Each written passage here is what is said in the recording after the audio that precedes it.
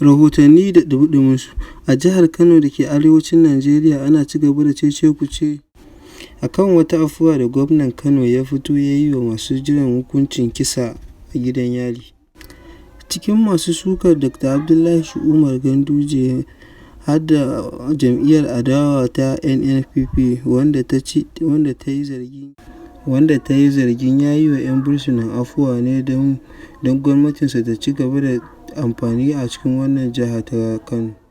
'Yan jam'iyyar adawa dai suna ci gaba da sukar a Dr. Abdullahi Umar Ganduje, yayin da Abdullahi Umar Ganduje ya fito da waɗansu 'yan bursuna wanda aka yanke musu hukuncin kisa, mata 2 maza 3, yayin da su kuma jam'iyyar adawa suke mai baƙin cikin abin da Dr. Abdullahi Umar Ganduje ya yi. Jam'iyyar adawa ba don komai suke yin sukar ba, yayin da suke ganin Dr. Abdullahi Umar Ganduje ya ci gaba da yin haka zai iya ba su matsala a zaɓen da za a yi na 2025. Masu sauraro ku ci gaba da biyo mu a cikin wannan tasha ta Aji Daɗi Top TV. Idan yau ne zuwanka na farko ka danna mana subscribe ka danna ƙararrawa domin samun rahotanni da zarar mun ɗora.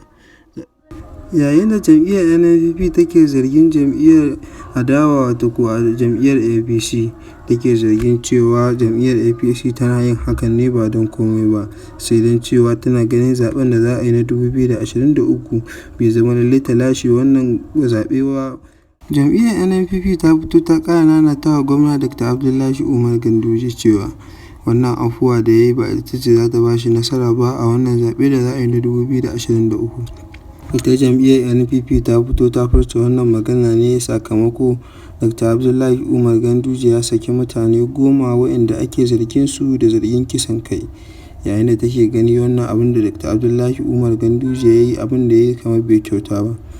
Ta gefe guda kuma magoya bayan APC suna ganin abin da Dr. Abdullahi Umar Ganduje ya yi ya kyauta, yayin da wani mutum ya fito